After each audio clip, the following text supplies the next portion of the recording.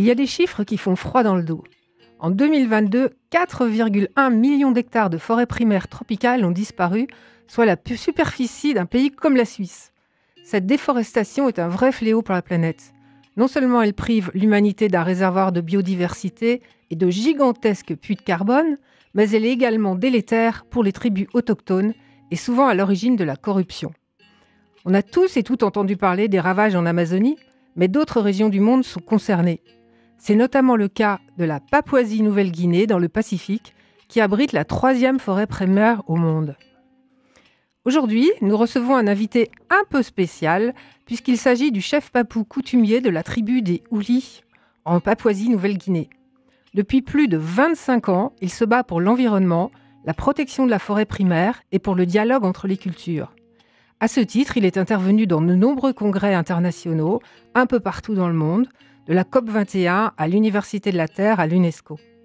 Un documentaire, Frères des arbres, lui a été consacré par le réalisateur grenoblois Marc Dauzier en 2015, qui a reçu 2 prix Greenpeace. En 2023, un nouveau documentaire est sorti, Gardien de la forêt, le temps des solutions, qui a été diffusé dernièrement sur Arte. Bref, nous recevons une figure de la lutte pour la préservation des forêts. Bonjour Mudijay Kepenga, bienvenue dans Comme une planète. Bonjour. Comme une planète, le magazine de l'écologie sur RCF. Mudijay Kepenga, vous vous présentez vous-même comme un frère des arbres. Ça veut dire quoi exactement ? Oui, vous savez, dans ma tribu, on considère que les hommes sont les frères des arbres. Et mes ancêtres ont fait une prophétie. Si tous les arbres disparaissent, les hommes vont disparaître à leur tour.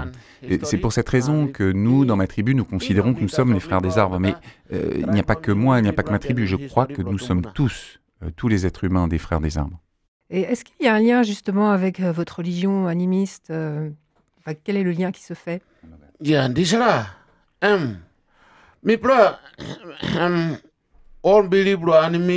Oui, autrefois, mes ancêtres étaient animistes. Nous pensions qu'il y avait des esprits dans les arbres, bien sûr, les rivières, les pierres, etc. Il y avait toutes sortes de rituels. Mais aujourd'hui, je dois vous dire que la situation a beaucoup évolué, même si nous avons toujours des croyances animistes, nous avons été évangélisés. Et donc, la Papouasie-Nouvelle-Guinée est considérée comme un pays chrétien. Justement, qu'est-ce qui a changé depuis 50 ans dans votre pays et pour votre tribu particulièrement ? Oui, la situation a beaucoup changé au cours des 50 dernières années. Autrefois, nous vivions de façon très traditionnelle. Mais avec l'arrivée des premiers missionnaires, il y a une centaine d'années, et puis du gouvernement australien d'abord, puis après avec notre indépendance, la situation a véritablement évolué. Le développement est arrivé dans mon pays. Maintenant, vous savez, on utilise des voitures, des avions, etc. Internet. TV, radio. Oui, bien sûr. Aujourd'hui, on utilise Internet, mais on utilise toutes sortes de choses. Des voitures, des avions, des ordinateurs, Internet, et même Facebook. Et je dois vous dire que moi-même, je ne sais pas lire, je ne sais pas écrire, mais j'ai attrapé cette maladie des hommes blancs, et je suis complètement accro à Facebook maintenant. Et comment vous avez compris que le message de vos ancêtres pouvait être un message qui pouvait concerner le monde entier ? Je vais vous avouer quelque chose. Au départ, je pensais que cette prophétie de mes ancêtres ne nous concernait que nous, dans ma tribu, et qu'elle n'avait aucune importance pour l'humanité tout entière. Et ensuite, j'ai réalisé, lorsque j'ai réalisé mon premier film pour Arte, Frères des arbres, que ce message avait une importance pour l'humanité tout entière. C'est après avoir réalisé ce film, Frères des arbres, que je me suis rendu compte qu'en fait, cette prophétie avait une importance à l'échelle de l'humanité. Parce que, en fait, ce film et cette prophétie peuvent avoir un impact pour protéger les forêts primaires d'une part, mais aussi les forêts en général et respecter la nature. Depuis que nous avons réalisé ce film, la situation a changé dans mon pays en ce qui concerne les forêts primaires, et puis dans beaucoup d'endroits dans le monde, des gens se sont inspirés de cette histoire pour planter des arbres et protéger la nature. Et c'est ce qui est important pour moi. Et c'est pour ça que j'ai reçu 10 ou peut-être même 15 prix internationaux, dont 2 prix Greenpeace. Et je suis très fier que cette prophétie soit reconnue à un niveau international. Et ça a été une surprise pour vous ? Oui, je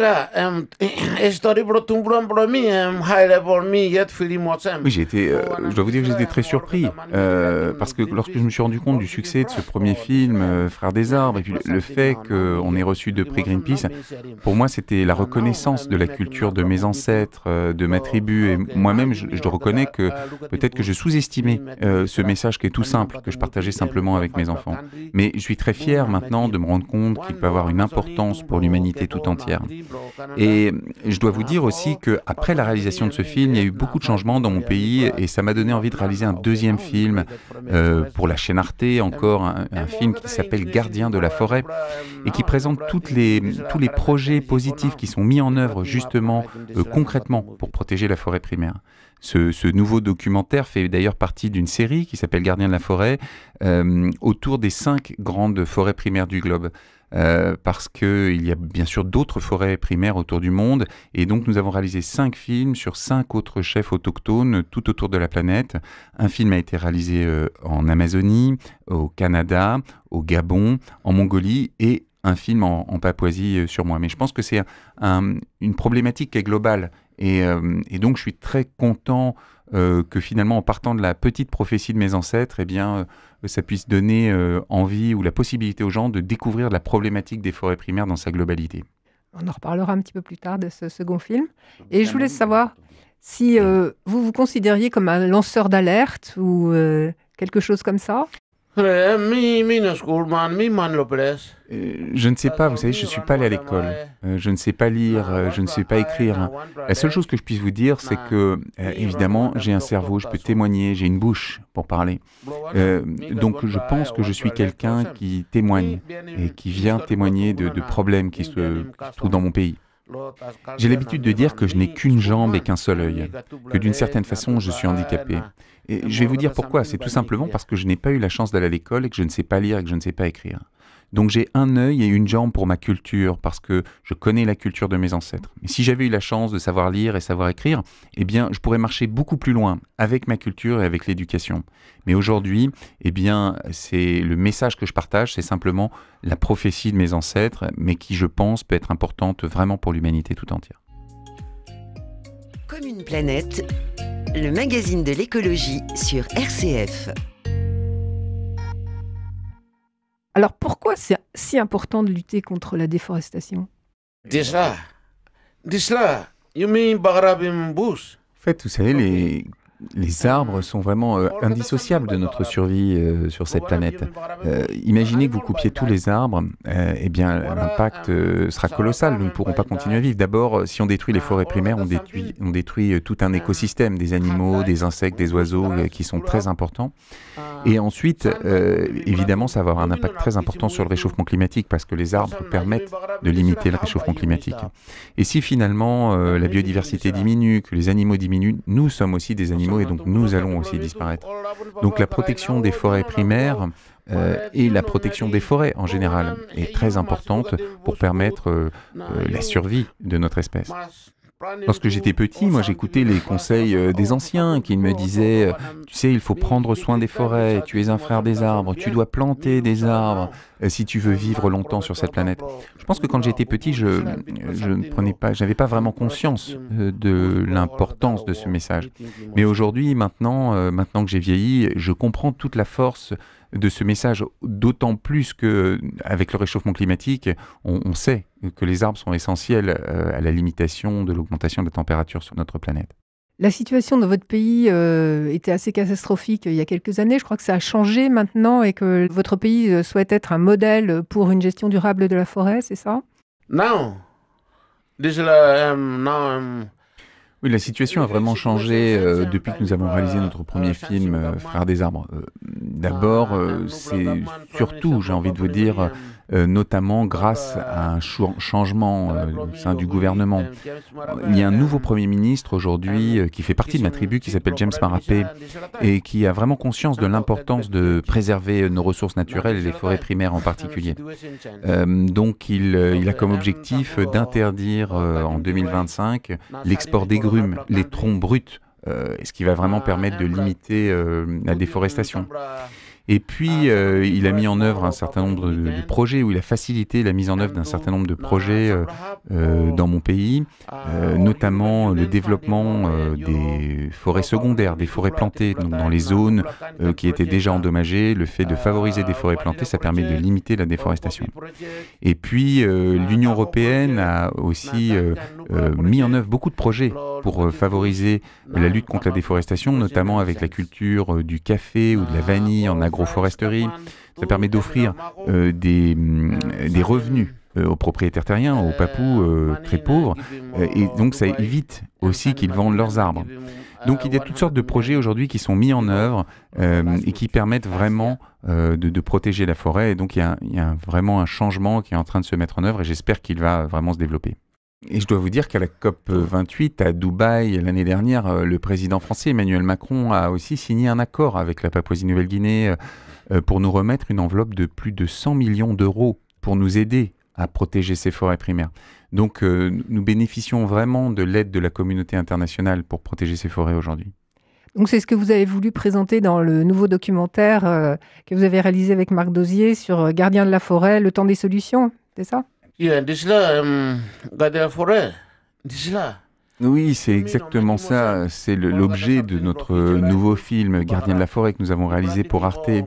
En fait, pour moi, c'était très important de partager ces solutions positives, pour partager une certaine forme d'optimisme et de donner des conseils, ou peut-être pas des conseils, mais en tout cas des directions, et de montrer qu'il y a des voies qui sont possibles pour protéger les forêts primaires. C'est important aussi pour moi de partager ce film dans des établissements scolaires ou avec des élèves, parce que je considère que les enfants sont comme des graines. Si on les arrose avec de bons conseils, eh bien ils vont pousser, ils vont donner des arbres solides, ils vont devenir des adultes solides, et plus tard, lorsqu'ils seront des hommes ou des femmes et qu'ils travailleront, ils seront peut-être au gouvernement, ils prendront des décisions qui permettront aussi de changer l'avenir du monde. Donc c'est pour cette raison que j'ai tenu à réaliser ce film positif pour montrer des voies positives. Et je pense que c'est vraiment essentiel. Justement, quel est votre lien avec le réalisateur Marc Dauzier, le réalisateur grenoblois, je précise? Oui, toute cette histoire a commencé lorsque j'ai rencontré mon ami, le réalisateur du film, Marc Dauzier. Marc est originaire de Grenoble. Et nous nous sommes rencontrés la première fois en 2003, lorsqu'il est venu dans mon village pour réaliser un reportage photographique. J'ai été son guide. Et ensuite, il m'a invité en France pour me remercier la première fois en 2003. Et c'est comme ça que j'ai découvert la ville de Grenoble. J'ai un secret à partager avec vous. Vous savez, j'ai eu la chance de voyager beaucoup à travers la France, mais tout autour du monde, de découvrir toutes sortes d'autres villes. Mais s'il y a une ville qui tient une place particulière dans mon cœur, c'est bien Grenoble. Je viens à Grenoble depuis plus de 20 ans, depuis 2003 jusqu'à aujourd'hui, en 2024. Je suis venu presque tous les ans à Grenoble. Et c'est une ville que j'aime tout particulièrement, qui a vraiment une place particulière dans mon cœur. Vous êtes également l'auteur d'un livre qui s'appelle « Au pays des hommes blancs » et les mémoires d'un papou en Occident, qui est publié en livre de poche d'ailleurs. Alors pourquoi est-ce que c'est aussi important de publier des livres? Vous savez,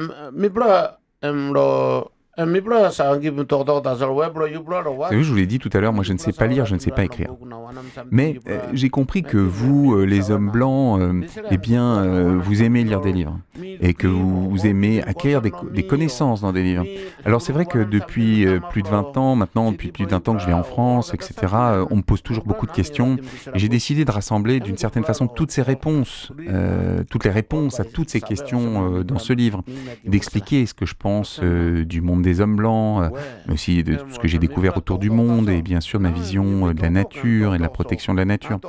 Donc c'est pour cette raison qu'avec l'aide de mon ami Marc, nous avons rassemblé dans ce livre de poche tout ce que je pense, parce que c'est une façon aussi de partager mon message.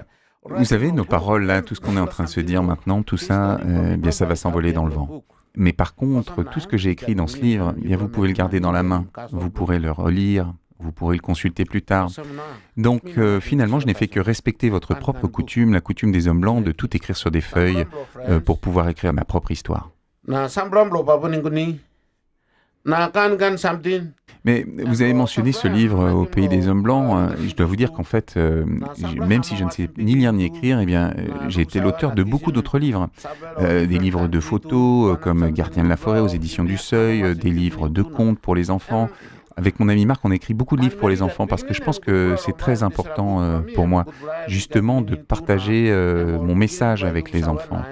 Et je crois que ça a vraiment un impact. Je pense qu'en écrivant des livres, et des livres pour les enfants en particulier, on peut permettre aux enfants de réfléchir et c'est une façon de partager encore une fois mon message et c'est très important pour moi.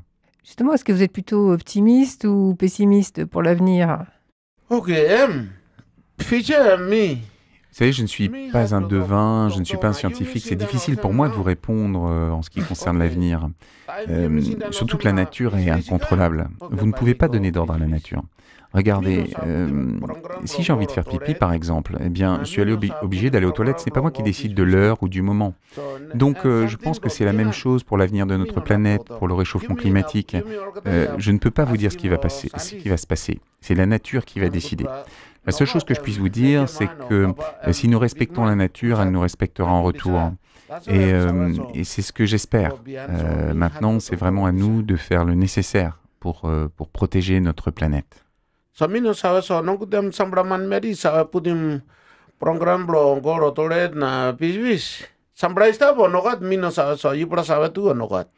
Mais si vous connaissez quelqu'un qui est capable de contrôler les éléments, qui peut vous dire à quelle heure il ira faire pipi, j'aimerais rencontrer cette personne parce qu'elle aura beaucoup de pouvoir. C'est sûr. Et pour finir, quels sont vos projets et puis qu'est-ce qu'on peut vous souhaiter?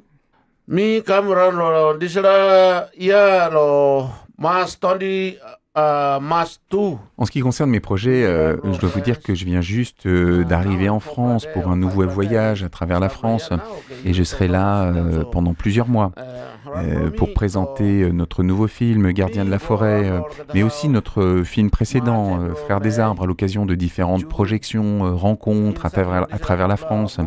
J'ai beaucoup de chance parce que j'ai été invité dans beaucoup de villes, tellement de villes que je ne peux pas les citer, mais j'ai été invité dans beaucoup de villes pour présenter ces films, échanger avec le public. Et donc, je suis très content de partager ces films à nouveau avec le public parce que, comme je vous l'ai dit, c'est important pour moi de partager ces messages. Moi, je dois vous révéler un secret quand même. Il y a quelque chose que j'ai très envie de faire. À l'occasion de mon nouveau séjour en Europe, ici, j'ai l'intention d'aller en Italie. Et mon rêve secret, ce serait de rencontrer une personne très importante qui a beaucoup de pouvoir avec sa bouche. Vous savez, moi, je suis un tout petit chef de Papouasie-Nouvelle-Guinée qui ne sait pas lire, qui ne sait pas écrire. Et je parcours le monde pour dire au monde entier qu'il est très important de prendre soin de la nature et des forêts primaires. Mais mon rêve, ce serait de rencontrer le pape. Parce que bientôt, je crois que j'ai entendu dire qu'il allait venir en Papouasie-Nouvelle-Guinée au mois d'août. Et mon rêve, ce serait de le rencontrer pour l'accueillir déjà par avance et lui dire qu'il sera très bienvenu dans mon pays, en Papouasie-Nouvelle-Guinée. Et que j'espère que lui aussi, à travers la parole et la puissance de sa parole, il rappellera aux hommes du monde entier de prendre soin des forêts primaires et de la nature en général. Alors j'en profite puisque je suis sur une radio chrétienne pour lancer cet appel. Si quelqu'un peut m'aider à rencontrer le pape, je serais vraiment ravi d'échanger avec lui. Ce sera un honneur pour moi de le rencontrer. Bon, on fera passer le message. Donc nous arrivons au terme de cette émission. Mudije Kempega, merci de votre venue et merci de nous avoir parlé de votre combat pour la préservation des forêts. Je rappelle que le second documentaire que vous avez réalisé avec Marc Dosier s'appelle « Gardien de la forêt, le temps des solutions », qu'il est disponible sur Arte et la plateforme Arte TV, et que vous êtes en tournée actuellement, en France notamment. On pourra vous voir lors d'une projection rencontre le 2 mai à la médiathèque de Saint-Martin-du-Riage et à Volnavelle-le-Haut le 24 juin. Toutes les dates sont disponibles sur le site web frèresdesarbres.com. Donc, Aramé Auré. Et bon voyage en Europe. Merci beaucoup, RCF. Merci madame, la femme chef. À bientôt. Merci beaucoup.